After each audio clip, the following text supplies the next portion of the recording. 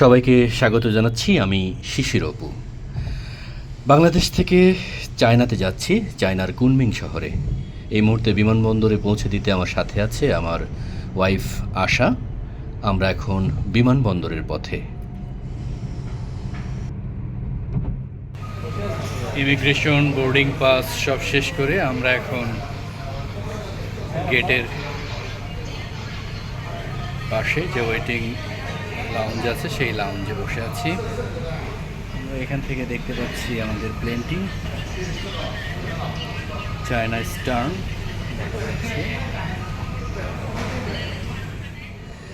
China ইস্টার্নের প্লেনে আমরা আজ দুপুর 2:55 ফ্লাইটে চায়না কুনমিং শহরে যাচ্ছি। আমরা এখন প্লেনে, দেখতেই পাচ্ছেন আমরা মোট 21 জন যাচ্ছি। এটা একটি সরকারি সফর বলা যায়, কারণ চায়না সরকারের আমন্ত্রণে আমরা সেখানে seminar on Bangabandhu Bangladesh China friendship exhibition centre project for Bangladesh, এই প্রোগ্রামে যাচ্ছি। প্লেনটি কিন্তু এখন ছেড়ে দিচ্ছে, দেখতে পাচ্ছেন।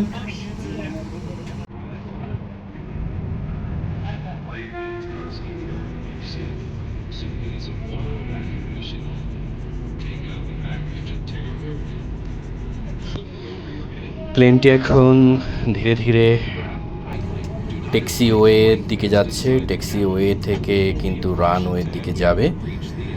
আমরা অপেক্ষায় আছি কখন প্লেনটি উড়াল দেবে। আজ যে শহরটিতে যাচ্ছি সে শহরটি কুনমিং। প্রিয় দর্শক, আপনারা জানেন কুনমিংকে বলা হয় সিটি অফ ইটার্নাল স্প্রিং, অর্থাৎ এমন একটি শহর যেখানে বছরের বেশিরভাগ সময় আবহাওয়া থাকে মনোরম।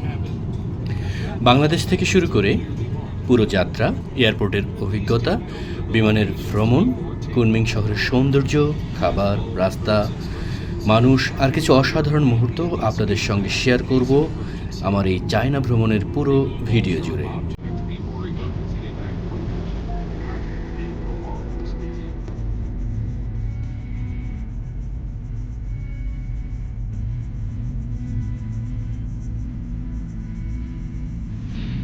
প্লেন কিন্তু এখন রানওয়েতে ছুটছে, গতি কিন্তু ধীরে ধীরে বাড়ছে এবং এখন বেশ গতিপ্রাপ্ত।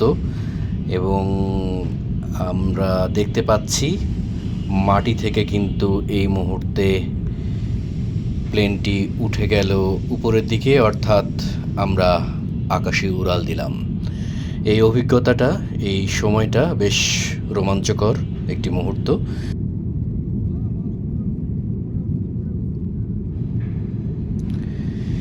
বিমানে বসে জানালার বাইরে তাকালে এক অন্যরকম অনুভূতি কাজ করে। সত্যি এখন ঢাকা শহরকে দেখছি, কত ক্ষুদ্র বাড়িঘরগুলো, তাই না? যে বাড়িঘরগুলো নিচে থাকলে বিশাল বিশাল অট্টালিকা মনে হয়, উপর থেকে দেখলে সেগুলো মনে হয় কত ছোট। দেখতে পাচ্ছি এলিভেটেড এক্সপ্রেস ওয়ে, যা আমাদের এক অসাধারণ অনন্য সৃষ্টি বলা যায়। এবং প্রচুর বিল্ডিং গাদাগাদি করে রয়েছে একেবারে, যাকে বলে। উপর থেকে দেখলে ঢাকা শহরকে সত্যি মনে হয় যে একেবারে একটা বস্তির মতো সব বাড়িঘর, বিল্ডিং দাঁড়িয়ে আছে। আজকের আবহাওয়াটাও কিন্তু খুব একটা ভালো নয় বলা যায়। মেঘলা গুমোট হয়ে আছে, মাঝে মাঝে হালকা বৃষ্টিও হয়েছে। আমরা দেখতে পাচ্ছি আমরা কিন্তু এখন অনেকটাই মেঘের মধ্যে ঢুকে যাচ্ছি, কালো মেঘ। মনে হচ্ছে যে কোনো সময় বৃষ্টি হবে।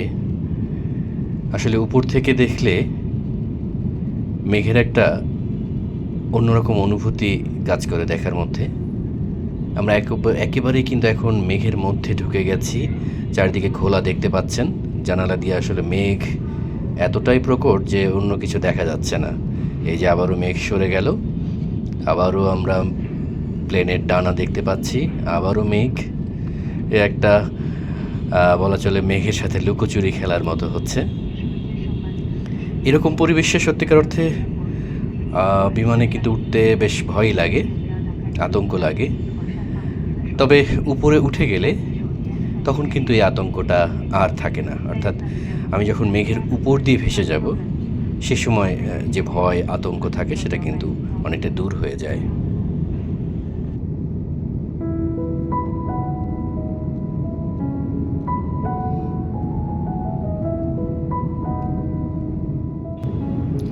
এখন একটা দারুণ দৃশ্য দেখাবো আপনাদেরকে। দেখুন, উপরে কি সুন্দর পরিষ্কার আকাশ, আবার নিচে কালো মেঘ। অর্থাৎ এখানে কিন্তু আকাশের দুইটি রূপ আমরা দেখতে পাচ্ছি। Thank you.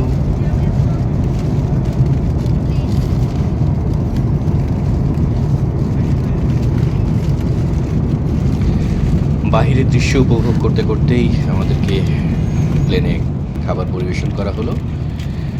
এটা অ্যাপেল জুস, এটা একটি কেক ছিল, এবং এটি একটি বান রুটি ছিল, সাথে টিস্যু দেয়া হয়েছে। এই ছিল আমাদের খাবার। আমরা খাবার শুরু করে দিলাম। আমার সাথে বসেছিল আমার কলিগ আবু হাসান, এবং তার পাশেই ছিলেন হাফিজ স্যার। হাফিজ স্যার আসলে মন্ত্রণালয়ের উপসচিব। আমরা বেশ মজা করে খাচ্ছিলাম।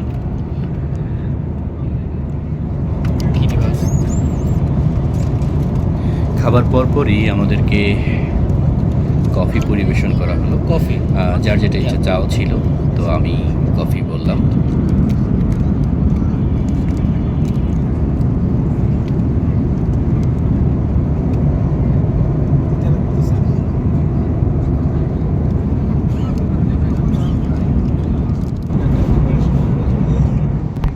কফি খেয়ে আমরা বাইরের দিকে আবারও তাকালাম এবং দেখতে পেলাম নিচে বেশ পাহাড়ি কিছু এলাকা। সম্ভবত এটা মিয়ানমারের পাহাড়ি এলাকা আমরা দেখতে পাচ্ছি। আমরা এখন চায়নার আকাশসীমায় পৌঁছে গেছি। নিচে কিছু কনস্ট্রাকশন এরিয়া দেখতে পাচ্ছি, সেই সাথে দেখতে পাচ্ছি চায়নার সুন্দর রাস্তাঘাট।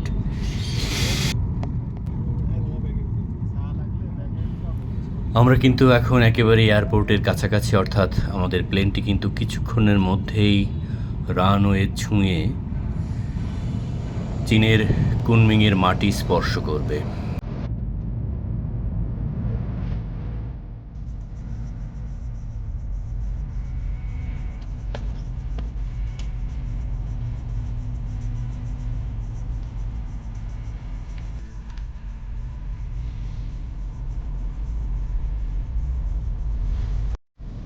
ঠিক এই মুহূর্তে আমরা চায়নার মাটি ছুঁয়ে আমাদের প্লেনটি কিন্তু রানওয়ে স্পর্শ করেছে এবং আমরা সামনের দিকে এগিয়ে যাচ্ছি। সত্যি এয়ারপোর্টের চারদিকে কিন্তু পাহাড় ঘেরা এবং অসাধারণ সব স্থাপত্য আমরা দেখতে পেলাম। খুব সুন্দর এবং মনোরম পরিবেশ চারদিকে কিন্তু আমরা দেখতে পাচ্ছি।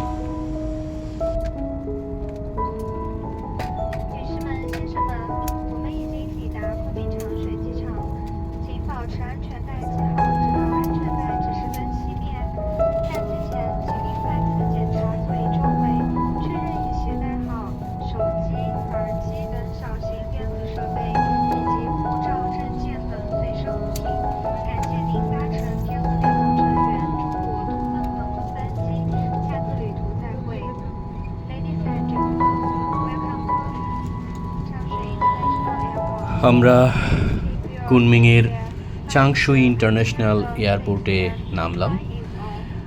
কিছুক্ষণের মধ্যে কিন্তু আমরা প্লেন থেকে নেমে যাব এবং তখন আপনাদেরকে এয়ারপোর্টের অংশগুলো দেখাতে পারবো আশা করছি।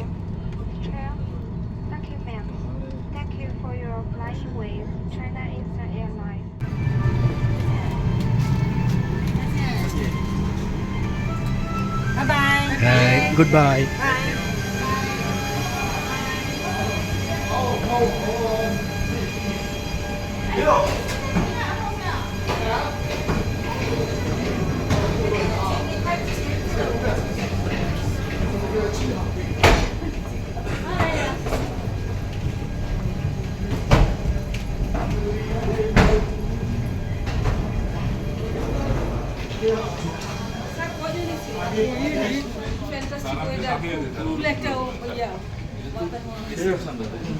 তানবিরার যদি সাদাত আছে তা বলবো সবার সাদাত স্যার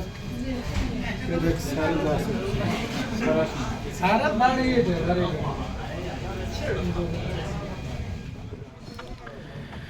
প্লেনে 2.5 ঘন্টার জার্নি শেষে আমরা এখন এয়ারপোর্টের বোর্ডিং ব্রিজ দিয়ে এয়ারপোর্টের দিকে এগিয়ে যাচ্ছি। আমাদের পুরো টিম কিন্তু এখানে আছে, মোট 21 জন আমরা এই সফরে এসেছি। আমাদের টিম প্রধান হলেন বাণিজ্য মন্ত্রণালয়ের সম্মানিত যুগ্ম সচিব জসিমউদ্দিন স্যার, আর এখানে আছি আমরা মোট 6 জন। ইপিবি থেকে যে 6 জন আমরা এসেছি, এখানে আতাউর সিদ্দিকী স্যার আমাদের টিম প্রধান, অর্থাৎ ইপিবির টিম প্রধান আতাউর সিদ্দিকী স্যার, যিনি আমাদের বাংলাদেশ চায়না ফ্রেন্ডশিপ এক্সিবিশন সেন্টারের প্রজেক্ট ডিরেক্টর হিসেবে আছেন। এখানে আমরা ইমিগ্রেশনের কাজ শেষ করে বেল্টে এসেছি লাগেজ নিতে। আইসো গুড।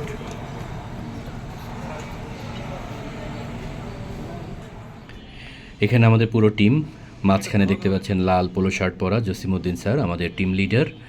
আমরা সবাই মিলে এখানে একটি ফটো সেশন করলাম। Welcome to Yunnan. কুনমিং কিন্তু আসলে ইউনান প্রভিন্সে অবস্থিত। চমৎকার একটি ভাস্কর্য দেখতে পাচ্ছি আমরা, এবং আমাদের জন্য বাইরে কিন্তু দাঁড়িয়ে আছে আমাদের টিমকে রিসিভ করার জন্য 2 জন, আমাদের জসিমউদ্দিন স্যার আমাদের টিম লিডার।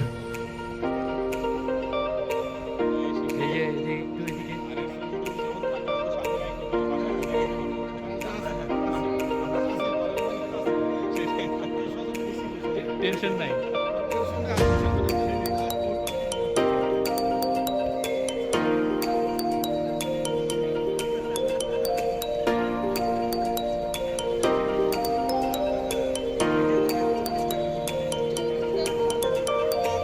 এগুলোই থাকবে স্যার।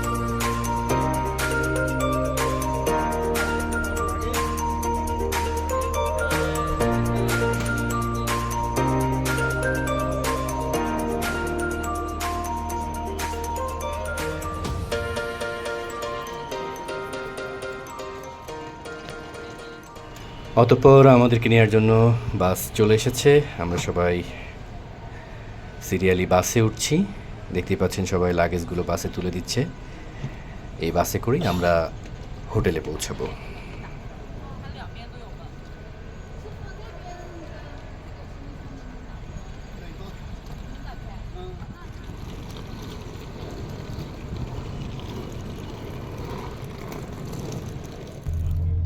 আমাদের বাস কিন্তু ছেড়ে দিল এয়ারপোর্ট থেকে। এখন আমরা কুনমিংয়ে আমাদের যে হোটেলে থাকার কথা সেই হোটেলের দিকে যাচ্ছি। দেখতে পাচ্ছেন কুনমিংয়ের চাংশুই ইন্টারন্যাশনাল এয়ারপোর্ট। এয়ারপোর্ট পেরিয়ে আমরা এখন মূল রাস্তায়। চমৎকার সব নির্মাণ শৈলী কিন্তু আপনি দেখতে পাবেন চীনের রাস্তা জুড়ে। দারুণ দারুণ সব স্থাপত্য দেখতে পাচ্ছি আমরা।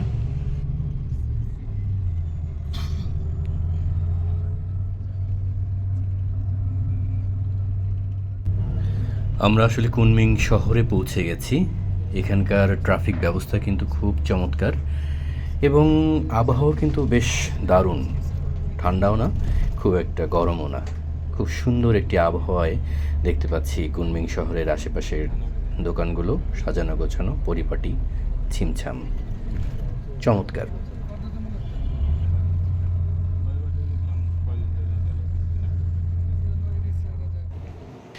আমরা চলে এলাম কুনমিংয়ের ইউ চয়েস হোটেলে। ইউ চয়েস হোটেলে আমরা চাবি বুঝে নিয়ে আমরা যে যার রুমের দিকে এখন যাচ্ছি, এবং কিছুক্ষণের মধ্যেই আমরা আমাদের রুমে প্রবেশ করব। খুব চমৎকার একটি হোটেল এটি। আমার জন্য বরাদ্দকৃত রুম এটি। রুমে ঢুকেই দেখতে পাচ্ছি বিশাল আয়না, এই পাশে টেলিভিশন রয়েছে, এই পাশে সোফা রয়েছে, আবার দুটো বেড রয়েছে। আসলে একা থাকবো, কিন্তু এখানে কিন্তু দুটি বেড দেখতে পাচ্ছি, অর্থাৎ একটি রুমে একজন করেই থাকবেন, সেভাবেই সেট করা হয়েছে। রুমে চমৎকার একটি গ্লাস এখানে দেখতে পাচ্ছি, পাশেই রয়েছে জল এবং কাপ, পিরিচ, চা, কফি, ওয়াটার হিটার এসব কিন্তু দেয়া রয়েছে।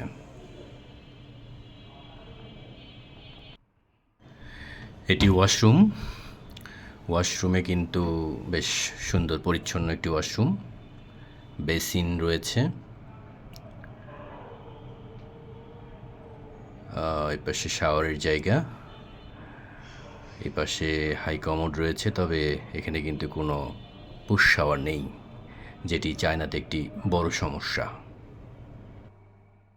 রুমের টি টেবিলে চমৎকারভাবেই ফ্রুটস সাজানো ছিল এবং পাশে একটি চিঠি ছিল গেস্টদের উদ্দেশ্যে হোটেল কর্তৃপক্ষ থেকে, যেখানে চমৎকার কিছু কথা লেখা আছে। বন্ধুরা, আজকের মতো এখানেই বিদায় বলছি। আমার আগামী ভিডিওগুলোতে চীনের কুনমিং শহরের নানান সৌন্দর্যময় দিক আমি তুলে ধরব। সেগুলো উপভোগ করতে চাইলে অবশ্যই চ্যানেলটি সাবস্ক্রাইব করে রাখুন এবং কেমন লাগলো ভিডিও সেগুলো কমেন্টে জানিয়ে দিন এবং লাইক করে পাশে থাকুন। আজকের মতো শুভরাত্রি, ভালো থাকুন সবাই।